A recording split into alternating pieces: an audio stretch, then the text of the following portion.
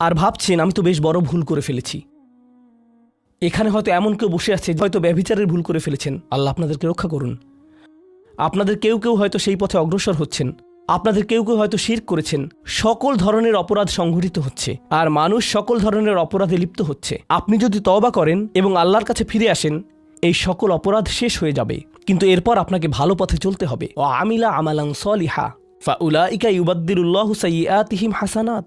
অন্য কথায়, যখন আপনি আল্লাহর কাছে ফিরে আসবেন, এটা প্রকৃত অর্থেই প্রত্যাবর্তন হতে হবে, এটা কৃত্রিম হতে পারবে না। ওয়াকানাল্লাহু গফুরুর রহিমা। আর আল্লাহ সর্বদাই ক্ষমাশীল, অতিমাত্রায় ক্ষমাশীল, সর্বদা প্রেমময়, যত্নশীল এবং করুণাময়। আমার সময় ফুরিয়ে যাচ্ছে, কিন্তু আপনাদের সাথে আরও কয়েকটা বিষয় শেয়ার করতে চাই। আসুন এই তালিকাটা প্রথমে শেষ করি, এটা শেষের দিকে। কেউ বলতে পারে যে আমি শিরক করিনি, আমি হত্যা করিনি, আমি জিনাও করিনি, আমি শুধু ছোট বিষয়গুলো করেছি। যেমন আমি ফজরের নামাজ পড়িনি, একদিন ফ্রিজ থেকে আমার ভাইয়ের চকলেট মিল্ক চুরি করে খেয়েছি, বেশ কয়েকবার বাবার সাথে চড়া মেজাজে কথা বলেছি, আরেকদিন একটা পার্টিতে কিছুটা গীবত করে ফেলেছি। কিন্তু আমি হত্যা করিনি। এই তওবা তো আসলেই খারাপ অপরাধীদের জন্য। তাহলে আমার কি হবে? সাধারণ পাপীদের কি হবে? বাকি আমরা যারা রয়েছি, কারণ তারা হলো উঁচু স্তরের পাপী, তাই না? তো পরবর্তী আয়াত বলছে, তোমরা বাকি যারা রয়েছ, ওয়ামান তাবা, যেই তাওবা করেছে, যে কোনো ধরনের তাওবা, আমিলা সলিহান, সৎ কাজ করেছে, ফাইন্নাহু ইয়াতুবু ইলাল্লাহি মাতাবা। তো যখন সে আল্লাহর কাছে ফিরে আসে আন্তরিকভাবে, অনুতপ্ত হয়ে, আল্লাহ সেটাও স্বীকার করেন। না না না, কারণ আমার পাহাড় সম পাপ প্রয়োজন, এটাকে পাহাড় সম পুণ্যে রূপান্তরিত করার জন্য, এটাকে পাহাড় সম পুণ্যে রূপান্তরিত করার জন্য এমন প্রয়োজন নেই। যেই পাপেই লিপ্ত থাকেন না কেন, শুধু তওবা করুন। ফাইন্নাহু ইয়াতুবু ইলাল্লাহি মাতাবা ওয়াল্লাযীনা লা ইয়াশহাদুনা যুর। এমন মানুষ যারা অন্যায়ের সাক্ষ্য হয় না। এর অর্থ হলো তারা সহ্য করে না যখন কোনো অন্যায় সংঘটিত হয়। এই মানুষগুলো আল্লাহর কাছে মর্যাদা সম্পন্ন, কারণ তাদের পরিসরে কেউ যখন মানসিকভাবে নির্যাতনের শিকার হয়, কেউ যখন অর্থনৈতিকভাবে নির্যাতনের শিকার হয়, তাদের পরিবারে, ধরুন দুই ভাই মিলে কোনো ব্যবসা করে আর তাদের একজন সকল অর্থ আত্মসাৎ করে অন্যজনকে বঞ্চিত করে, যার ফলে আদালতে গিয়ে এখন একে অপরের বিরুদ্ধে অবতীর্ণ। সেখানে আপনার হয়তো কোনো এক পক্ষের সাথে সম্পর্ক রয়েছে, আপনি নিশ্চুপ দাঁড়িয়ে থেকে অন্যায় হতে দিবেন না। আপনি এটা হতে দিবেন না। যদি এটা আপনার নিজের বাবার বিরুদ্ধেও যায়, যদি এটা আপনার স্বামী স্ত্রী বা সন্তানদের বিরুদ্ধেও যায়, আপনি অলসভাবে দাঁড়িয়ে থেকে অন্যায়কে সহ্য করবেন না, আপনি প্রতিবাদ করবেন। কমপক্ষে এর নীরব অংশীদার হবেন না, আপনি সে স্থান ত্যাগ করবেন। এর সাথে আমার কোনো সম্পর্ক নেই, আমি এর অংশ হতে চাই না। লা ইয়াশহাদুনা যুর, এর আরেকটা অর্থ হলো তারা মিথ্যা সাক্ষ্য প্রদান করে না। কখনো আপনার উপর চাপ থাকে এমন মানুষের পক্ষ অবলম্বন করার জন্য যারা অন্যায়কারী। আপনি জানেন যে তারা অন্যায়কারী, কিন্তু তারা বলে পরিবার আগে ভাই, অথবা বন্ধুত্ব সবার আগে। আর আপনি যদি এটা করেন, যদি আপনার আনুগত্য ভুল স্থানে প্রদান করেন, এটা জেনে শুনে যে আপনি ভুল, তাহলে এটা লা ইয়াশহাদুনা যুর এর লঙ্ঘন। আয়াতটির দ্বিতীয় অংশ, ওয়া ইযা মাররু বিল্লাগওয়ি মাররু কিরামা, এটাও অসাধারণ। এই আয়াতে আল্লাহর কাছে আপনাকে অসাধারণ বানিয়েছে কোনটি? আপনি একটা আসরে রয়েছেন, বন্ধুরা সবাই ঘুরে বেড়াচ্ছে, অথবা আপনি হয়তো কোনো হোয়াটসঅ্যাপ গ্রুপে আছেন। আজকাল যোগাযোগের বিভিন্ন মাধ্যম রয়েছে, আর এই সকল যোগাযোগের মাঝে মানুষ যুক্তিহীন কথা বলে থাকে। মানুষ একে অপরের বিরুদ্ধে গীবত করে, তারা একে অপরের প্রতি বিদ্রূপ করে, তারা একে অপরের সময় নষ্ট করে। আর আপনি এর সাথে কোনো সম্পর্ক রাখতে চান না, তো আপনি কি করবেন? আপনি আসরটি ত্যাগ করবেন। কিন্তু আপনি প্রথমে একটা লেকচার দিবেন না যে এগুলো সবই অর্থহীন, তোমরা নিজেদের সময় নষ্ট করছো, আস্তাগফিরুল্লাহ, আমি তোমাদেরকে আল্লাহর দিকে ডাকছি এবং তওবা করতে আহ্বান জানাচ্ছি, তোমরা এই ভিডিওটি দেখো, আমি এই আসর ত্যাগ করছি না। অথবা আপনি কোনো পার্টিতে রয়েছেন আর বললেন আস্তাগফিরুল্লাহ, তোমরা সবাই গীবত করছো, আমি এখান থেকে চলে যাচ্ছি। ওয়া ইযা মাররু বিল্লাগওয়ি মাররু কিরামা, যখন তারা এই ধরনের আসরের পাশ দিয়ে যায়, যখন তারা এই ধরনের পরিস্থিতির সম্মুখীন হয়, তারা সেখান থেকে বেরিয়ে আসে সম্মানজনক উপায়ে, মাররু কিরামা। অন্য কথায়, তারা তাদের নিজস্ব মর্যাদা রক্ষা করে। তারা এমন অবস্থায় পড়ে না যা অন্যদেরকে এবং তাদের নিজেদেরকে অপমানিত করে। আর এই প্রক্রিয়ায় তারা অন্য কাউকে খারাপ বোধও করায় না। তারা সম্মানজনক অজুহাত তৈরি করে এবং নিজেদেরকে সেই পরিস্থিতি থেকে বের করে আনে। ওয়া ইযা মাররু বিল্লাগওয়ি মাররু কিরামা। আর সবশেষে, ওয়াল্লাযীনা ইযা যুক্কিরু বিআয়াতি রাব্বিহিম লাম ইয়াখিরু আলাইহা। আসলে এখনও শেষ হয়নি, আপনাদের ভালো বোধ করার জন্য বললাম। ওয়াল্লাযীনা ইযা যুকিরু বিআয়াতি রাব্বিহিম লাম ইয়াখিরু আলাইহা সুম্মান ওয়া উময়ানান। এটা জুমায় অংশগ্রহণকারীদের জন্য। যখন তাদেরকে স্মরণ করিয়ে দেয়া হয়, তারা অন্ধ এবং বধিরের মতো পড়ে থাকে না। অন্য কথায়, তারা সেগুলো উপেক্ষা করে না, তারা সেগুলোকে হালকাভাবে গ্রহণ করে না। তারা কিছু শোনার পর বলে না যে হ্যাঁ, এটা আমার সম্পর্কেই বলেছে, এটা ঠিকই আমার বিবেককে আঘাত করেছে, কিন্তু আমি ভুলে যাব যে এটা আমি শুনেছি। আমি ভান করব যে এটা আমার সম্পর্কে না এবং এটা নিয়ে চিন্তা করব না। তারা ইচ্ছাকৃত বধির না, আর তারা ইচ্ছাকৃতভাবে অন্ধও না। সেই স্মরণিকার প্রতি যা তাদেরকে প্রদান করা হয়েছে, এটা ছিল আপনার সম্পর্কে, এটা ছিল আপনার কার্যকলাপ সম্পর্কে, আপনার উদ্দেশ্য সম্পর্কে। আর এখন আপনি এটা আর নিতে পারছেন না, কারণ আপনি পরিবর্তিত হতে চান না। বাল ইউরিদুল ইনসানু লিয়াফজুরা আমামাহ। মানবজাতি শুধু তার সামনে যা রয়েছে তাতে নিমজ্জিত হয়ে যেতে চায়। প্রলোভনগুলো এতটাই মজবুত। আর কোরআন উলিন নুহা সম্পর্কে বলছে, তারা এমন মানুষ যারা নিজেদেরকে সংযত করতে পারে। আপনাকে স্মরণ করিয়ে দেয়া হচ্ছে নিজেকে সংযত করার জন্য, আর আপনি বলছেন আমি সংযত হতে চাই না, আমি এই অবস্থাতেই ভালো আছি। আমি ইতিমধ্যেই কাজটি করার দিন, তারিখ এবং স্থান নির্ধারণ করে ফেলেছি এবং টিকিটও করে ফেলেছি। এরপর এই খুতবাটি আমার মুড নষ্ট করে দিল। তো আমি এখন একটা বার্গার খাবো এবং খুতবায় যা শুনেছি তা নিয়ে চিন্তা করব না। তারপর সেখানে যাব যেখানে আমি যেতে চেয়েছিলাম। খুতবাটা বেশ দেরিতে শোনা হয়েছে। সেই মানুষেরা এমনটা করে না। যখন কোনো স্মরণিকা শ্রবণ করে, নিজেদের উপর এর প্রভাব পড়তে দেয়। তারা এটাকে পরিবর্তন ঘটানোর সুযোগ দেয়। এটাই তাদেরকে আল্লাহর কাছে বিশেষ মানুষে পরিণত করে। প্রসঙ্গক্রমে কখনো কখনো আপনার ভিতরে ঘটে যাওয়া সেই পরিবর্তন অন্য কেউ দেখে না, অন্য কেউ জানে না সেই পাপ সম্পর্কে যার দিকে আপনি অগ্রসর হচ্ছিলেন। সেটা শুধুই আপনি এবং আল্লাহর মাঝে সীমাবদ্ধ। আর আল্লাহ আপনাকে তার ইবাদ হিসেবে গণ্য করেন, কারণ আপনি সেই পরিবর্তন ঘটিয়েছেন। তো এখন যেহেতু আমরা সমাপ্তির দিকে যাচ্ছি, এটাই এখানে বর্ণিত শেষ গুণ। এই মানুষেরা শুধুমাত্র নিজেদের নিয়ে উদ্বিগ্ন না, বরং তারা তাদের পরিবার নিয়ে উদ্বিগ্ন। ওয়াল্লাযীনা ইয়াকুলুনা রব্বানা হাবলানা মিন আজওয়াজিনা ওয়া যুররিয়াতিনা কুররাতা আয়ুনিন। হে প্রভু, আমাদের স্ত্রী এবং আমাদের সন্তানদের দ্বারা আমাদেরকে চক্ষুর শীতলতা দান করুন। যার অর্থ দুইটি জিনিস। আমি জটিলতা পরিহার করে আপনাদেরকে সরলভাবে কুররাতা আয়ুনিন এর অর্থ বুঝিয়ে বলছি। প্রথম অর্থ হলো, ইয়া আল্লাহ, অন্য সকল কিছু আমাকে পীড়িত করে, অন্য সকল কিছু আমাকে অসুবিধায় ফেলে, কিন্তু যখন আমি আমার স্ত্রীর কাছে আসি এবং আমার সন্তানদের কাছে আসি, ইয়া আল্লাহ, এই স্থানটিকে আমার জন্য প্রশান্তিদায়ক করে দিন। আমার সকল অসুবিধা দূর হয়ে যায় যখন আমি আমার স্ত্রীর দিকে তাকাই। আমার সকল অসুবিধা দূর হয়ে যায় যখন আমি আমার সন্তানদের সাথে থাকি। ইয়া আল্লাহ, আমার স্ত্রী এবং আমার সন্তানদের মাঝে এটা প্রদান করুন, অথবা আমার স্বামী এবং আমার সন্তানদের মাঝে এটা প্রদান করুন। কুররা শব্দটির দ্বিতীয় অর্থটি এসেছে করার থেকে। করার অর্থ যখন আপনার চোখ কোথাও আটকে যায়। ইয়া আল্লাহ, আমার স্ত্রীর প্রতি আমার ভালোবাসা এতটাই সৃষ্টি করে দিন যাতে আমি তার উপর থেকে চোখ ফিরাতে না পারি। ইয়া আল্লাহ, আমার সন্তানদের নিয়ে আমাকে এতটাই আনন্দিত করে দিন এবং এতটাই ভালোবাসাপূর্ণ করে দিন যাতে আমি তাদেরকে অন্যদের সাথে তুলনা না করি।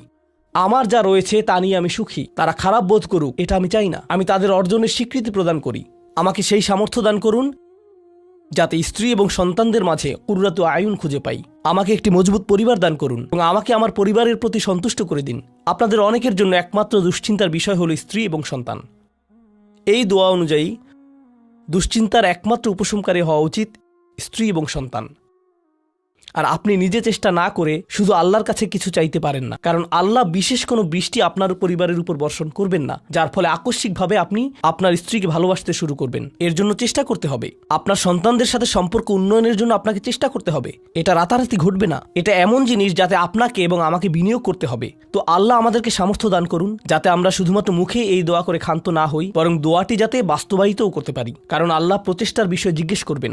এমনকি সেই বিখ্যাত দোয়াটির শেষেও এটা এসেছে, রব্বানা আতিনা ফিদ দুনিয়া হাসানা ওয়া ফিল আখিরাতি হাসানা ওয়া কিনা আযাবান নার। বিখ্যাত একটি দোয়া, তাই না? আমাদেরকে এই জীবনের সর্বোচ্চটা দান করুন, পরের জীবনেরও সর্বোচ্চটা দান করুন, আমাদেরকে জাহান্নামের শাস্তি থেকে রক্ষা করুন। এরপরে আল্লাহ কি বলছেন? উলাইকা লাহুম নাসিবুম মিম্মা কাসাবু। তারা ততটুকু অংশই পাবে যা তারা অর্জন করেছে। আপনি শুধু দোয়া করবেন আর তা কাজ করবে তেমনটা না। আপনাকে অর্জন করতে হবে, আপনার চেষ্টাকে কাজে লাগাতে হবে। তো আপনি যখন আপনার পরিবার নিয়ে উদ্বিগ্ন থাকবেন, তখনই আপনি পরিবারে প্রশান্তি প্রদানের জন্য আল্লাহর কাছে চাইবেন। আর প্রসঙ্গক্রমে এটা দিয়ে কি বোঝায়? যে সকল স্বামীরা যারা লন্ডন শহরে রাত 2টা-3টা পর্যন্ত সীসা বারে সময় কাটান, কিন্তু বাড়িতে তাদের স্ত্রীদের কাছে যান না, কারণ তারা তাদের স্ত্রীদের মাঝে কোনো প্রশান্তি খুঁজে পান না। আর তাদের স্ত্রীরা তারাও তাদের স্বামীদের মাঝে কোনো প্রশান্তি খুঁজে পান না। যখন তারা বলবেন, না ভাই, আমাকে বাড়ি যেতে হবে, তখন তারা আল্লাহর কাছে বিশেষ মর্যাদা সম্পন্ন হয়ে উঠবেন। যখন তারা সন্তানদের সাথে সময় ব্যয় করবেন, সন্তানদের থেকে তাদের চোখ সরে যায় না, আর যেহেতু আপনার চোখ তাদের থেকে সরছে না, এর অর্থ আপনি আসলে তাদের সাথে রয়েছেন, এর অর্থ আপনি আসলে সন্তানদের সাথে সময় ব্যয় করছেন এবং সেটা উপভোগ করছেন। এই বিষয়টি আপনাকে আল্লাহর কাছে বিশেষ মর্যাদা সম্পন্ন করে তুলেছে। তাদের জন্যই উলাইকা ইউজসাউনাল গুরফাতা বিমা সাবারু। আর আমাদেরকে মুত্তাকিনদের নেতা হিসেবে কবুল করুন, সৎকর্মশীলদের নেতা হিসেবে কবুল করুন। আমাদের সন্তানদেরকে ভালো সৎকর্মশীল জীবন দান করুন, যার ফলে যখন আমি আপনার সম্মুখে দাঁড়াবো, ইয়া আল্লাহ, আমার পরিবারের সদস্যদের কাজের কারণে আমার সৎকর্মের পরিমাণ শুধু বৃদ্ধিই পাবে। এখন এই সব কিছুর পরে উলাইকা ইউজসাউনাল গুরফাতা বিমা সাবারু, এই মানুষদেরকে প্রদান করা হবে সুউচ্চ প্রাসাদ, তারা যে ধৈর্য প্রদর্শন করেছে তার প্রতিদান স্বরূপ। লক্ষ্য করুন, এখানে আল্লাহ বলছেন তারা যে ধৈর্য প্রদর্শন করেছে তার প্রতিদান স্বরূপ। আপনি যদি এই তালিকার প্রথমে যান, যারা তাদের জিহ্বা সংযত করে, যখন মূর্খ লোকেরা তাদের সাথে কথা বলে তারা বিনয়ী, তারা জিহ্বা সংযত করে, যারা আল্লাহ ছাড়া অন্য কারো ইবাদত করে না, যারা আল্লাহর ইবাদত করে রাতের গভীরে, এই তালিকাটি যা আমরা আলোচনা করলাম তাদের প্রত্যেকেরই প্রয়োজন অধ্যাবসায়, মজবুতি, দৃঢ়তা এবং প্রতিজ্ঞা। আর সবর শব্দটি দিয়ে এটাই বোঝায়। এই মানুষগুলো পুরস্কৃত হবেন তারা যে দৃঢ় প্রতিজ্ঞা দেখিয়েছেন তার জন্য, তারা এর জন্য প্রতিজ্ঞাবদ্ধ ছিলেন। ওয়ায়ুলাক্কাউনা ফিহা তাহিয়াতান ওয়া সালামা, তাদেরকে সেখানে অভ্যর্থনা করা হবে অভিবাদন ও সালাম সহকারে। আল্লাহ তাদের জন্য অভিবাদন প্রেরণ করবেন। আল্লাহ শুধুমাত্র তাদেরকে ভালোবাসবেন না, বরং তিনি তাদেরকে এখন সম্মানিতও করছেন। এরা হলেন আল্লাহ কর্তৃক বিশেষ পুরস্কার প্রাপ্ত। খালিদিনা ফিহা হাসুনাত মুস্তাকাররা ওয়া মুকামা, তারা অবিশ্বাস্য সেই সম্মানের মাঝে এবং সেই সুউচ্চ প্রাসাদের মাঝে চিরকাল থাকবেন। কি চমৎকার স্থান! স্বল্পকালীন এবং চিরকালীন অবস্থানের জন্য। তো আল্লাহ এটাকে জাহান্নামের সাথে তুলনা করেছেন, তাই না? জাহান্নামীরা বলবে, আমি এখানে স্বল্পকালের জন্যও থাকতে চাই না, চিরকালের জন্যও থাকতে চাই না। আল্লাহ বলেছেন, জান্নাতের স্বাদ যদি তুমি সামান্য পরিমাণেও পাও, তুমি এটা আকাঙ্ক্ষা করবে, তুমি এটা চিরকালের জন্য চাইবে। আল্লাহ আমাদের সকলকে চিরকালের জন্য জান্নাতে প্রবেশ করান। আমরা সর্বশেষ আয়াতে এসেছি। আমি জানি যে আমি অতিরিক্ত সময় নিয়েছি, প্রশ্ন উত্তরের জন্য আপনাদের কিছুটা সময় আমার দেওয়া উচিত। আমার আর 4-5 মিনিট প্রয়োজন। শেষের এই আয়াতটি গভীর তাৎপর্যপূর্ণ। এই সূরাটির শেষ আয়াত, এটা এই অনুচ্ছেদটিরও শেষ আয়াত। এই তালিকা যা আপনাকে বিশেষ মর্যাদা সম্পন্ন করবে তার সাথে এর কোনো সম্পর্ক নেই। আয়াতটি কুরাইশ এবং গোটা মানবজাতিকে উদ্দেশ্য করে বলা হয়েছে, আর রাসূলকে বলা হলো যে কিভাবে সৃষ্টিকর্তার নৈকট্য অর্জন করা যাবে। এই তালিকা যেহেতু এখন প্রদান করা হলো, তাহলে আর সমস্যা কোথায়? কুল মা ইয়াবাউ বিকুম রাব্বি লাউলা দুআউকুম ফাকাদ কাযযাবতুম ফাসাউফা ইয়াকুনু লিজামা। এই আয়াতটিকে ব্যাখ্যা করার বেশ কয়েকটি দৃষ্টিভঙ্গি রয়েছে। আমি সরলভাবে এর কয়েকটি আপনাদের সাথে শেয়ার করতে চাই। সময় স্বল্পতার কারণে আমি ভাষাতাত্ত্বিক আলোচনায় যাব না, আমি শুধু অন্তর্নিহিত অর্থগুলোর সহজ বাংলা বর্ণনা করব। আল্লাহ একদিকে বলছেন, আল্লাহর সম্মুখে তোমাদের কি গুরুত্ব আছে, আল্লাহর সামনে তোমাদের কি মূল্য আছে, তোমরা কি মনে করো, তোমরা যখন আল্লাহর সামনে উপস্থিত হবে কি মূল্য তোমাদের থাকবে। মানবজাতি হিসেবে তোমাদের একটা মর্যাদা দেওয়া হয়েছে যা অন্য কাউকে দেওয়া হয়নি। দুআউকুম, তোমরা নিজেদের ইচ্ছায় আল্লাহকে ডাকতে পারো। আল্লাহকে ডাকতে হলে তোমাদের নিজস্ব ইচ্ছাশক্তিকে প্রয়োগ করতে হয়। পাহাড়, গাছ, পাখি, তাদের কোনো নিজস্ব ইচ্ছা নেই, তারা আল্লাহকে ডাকতে বাধ্য। ওয়া ইম মিন শাইইন ইল্লা ইউসাব্বিহু বিহামদিহি ওয়ালাকিন লা তাফকাহুনা তাসবিহাহুম। তোমরা আল্লাহর কাছে মূল্যবান যদি একটি জিনিস না থাকে, আর তা হলো তোমাদেরকে বাছাই করা হয়েছে তাঁকে ডাকার জন্য, কিন্তু তোমরা সেই দায়িত্বকে পরিত্যাগ করেছো। ফাকাদ কাযযাবতুম, আল্লাহকে ডাকার এই আমন্ত্রণকে তোমরা মিথ্যা সাব্যস্ত করেছো। ফাসাউফা ইয়াকুনু লিজামা, এই শাস্তি তোমাদেরকে পরিত্যাগ করবে না। এটা হবে এমন জিনিস যা থেকে তোমরা মুক্ত হতে পারবে না। এটা প্রথম অর্থ। আয়াতটির আরেকটি অর্থ হলো, আল্লাহ কাফেরদের এবং যারা সকল ধরনের পাপ কাজ করে তাদেরকে বলছেন, আমার কাছে তোমাদের কোনো মূল্য নেই। আর তোমাদের এখনও টিকে থাকার একমাত্র কারণ হলো তোমাদের মধ্যে কিছু মানুষ রয়েছে যারা এখনও আমাকে ডাকে। পৃথিবীর বুকে এখনও কিছু ইমানদার রয়েছে যারা এখনও আল্লাহর উদ্দেশ্যে ক্ষমা প্রার্থনা করে, আর তারাই একমাত্র কারণ যে জন্য তোমরা এখনও বেঁচে আছো। আয়াতের তৃতীয় অর্থটি কাফেরদের উদ্দেশ্যে এবং এমন মুসলিমদের উদ্দেশ্যে যারা আল্লাহ থেকে অনেক দূরে রয়েছে, তাদের জন্য এটা প্রযোজ্য। আল্লাহ বলেছেন, তোমাদের কী মূল্য রয়েছে আমার কাছে? তোমরা নামাজ পড়ো না, তোমরা আনুগত্য করো না, তোমরা হালাল উপার্জন করো না, তোমরা সকল আদেশ লঙ্ঘন করো, কিন্তু কোনো কারণে মরিয়া হয়ে যদি তুমি আমাকে ডাকো, তারপরও আমি তোমাকে যথাযোগ্য মূল্যায়ন করব। এখনও তোমাকে সুযোগ দিয়ে যাচ্ছি, লাউলা দুআউকুম, কিন্তু মোটের উপর তুমি এখনও এই সকল কিছুকে মূল্যহীন বিবেচনা করছো। তুমি স্বীকার করছো না যে আমি তোমাকে যা কিছু দিয়েছি এবং যা কিছু করতে বলেছি তা আসলে তোমার কাছে অর্থবহ। তুমি এই সকল কিছুকে মূল্যহীন এবং মিথ্যা বিবেচনা করছো। তোমার এই স্বভাব পরিবর্তন করো, কারণ শীঘ্রই এটা স্থায়ীভাবে লেগে থাকা শাস্তিতে পরিণত হবে। আল্লাহ এটা বলেননি যে তোমাকে শাস্তি দেয়া হবে, বরং তিনি বলেছেন শীঘ্রই তোমাকে শাস্তি দেয়া হবে, শীঘ্রই তুমি এটা থেকে আর মুক্ত হতে পারবে না। অর্থাৎ তোমার জন্য এখনও সুযোগ রয়েছে, বদলে যাও। আয়াতটির আরেকটা অর্থ হলো, হে কুরাইশরা, যদি আল্লাহ তোমাদেরকে কোরআনের মাধ্যমে আহ্বান না করতেন তাহলে অন্য কোন জিনিস তোমাদেরকে মূল্যবান সাব্যস্ত করত? আল্লাহ তোমাদেরকে এই কিতাবটি দিয়ে সম্মানিত করেছেন, আর সর্বোপরি আল্লাহ আপনাকে এবং আমাকে এই কোরআন দিয়ে সম্মানিত করেছেন। তারপরেও তোমরা এটাকে সম্পূর্ণরূপে অগ্রাহ্য করছো। তোমরা এই কিতাবের কোনো মূল্যায়ন করছো না, আল্লাহর এই বাণীকে মূল্যায়ন করছো না। এখনও সময় আছে, নিজেকে সংশোধন করো। এবং আল্লাহ তার কথা বলার জন্য যে তোমাদেরকে বেছে নিয়েছেন তার গুরুত্ব অনুধাবন করো।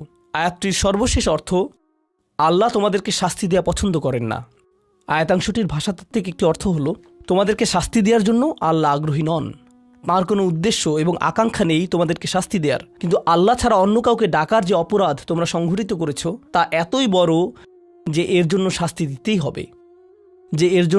দিতেই হবে। অন্য কথায় আল্লাহ আপনাকে শাস্তি দিচ্ছেন যদিও তিনি চান না। মা ইয়াফআলুল্লাহু বিআযাবিকুম, তোমাদেরকে শাস্তি দিয়ে আল্লাহর কোনো প্রাপ্তি নেই। আপনাকে শাস্তি দিয়ে আল্লাহর কী পাওয়ার আছে? আল্লাহ এখানে বলছেন, আমি তোমাদেরকে শাস্তি দিতে চাই না, কিন্তু তোমাদের অপরাধগুলো অনেক বড়, আর শীঘ্রই এই শাস্তি স্থায়ী হয়ে যাবে। এই মুহূর্তে এগুলো অস্থায়ী, তোমরা এগুলো মুছে ফেলতে পারো। তাই এখনও ফিরে আসো, আল্লাহর দিকে ফিরে আসো। আমাদেরকে এই সকল সুযোগ দেবার পর শুধুমাত্র তার কাছে ফিরে আসাই না, বরং তার নৈকট্য লাভের সুযোগ দেওয়ার পর সবশেষে তিনি বলছেন, কেন তোমরা শাস্তি পেতে চাও? আমি তো তোমাদেরকে শাস্তি দিতে চাই না, তোমরা শুধু ফিরে আসো। আল্লাহ সহজ করে দিন যাতে আমরা এই বিষয়গুলোকে হৃদয়ের গভীর থেকে অনুধাবন করতে পারি, এবং তিনি আমাদেরকে তাদের অন্তর্ভুক্ত করুন যাদের প্রভাবে চারপাশের পথভ্রষ্ট মানুষদের এবং চারপাশের আল্লাহর অবাধ্য মানুষদের হৃদয়ও কোমল হয়ে যায় এবং তারাও আল্লাহর কাছে প্রত্যাবর্তন করে। বারাকাল্লাহু লি ওয়া লাকুম ফিল কুরআনিল হাকিম ওয়া নাফা'নি ওয়া ইয়্যাকুম বিল আয়াতি ওয়া যিকরিল হাকিম।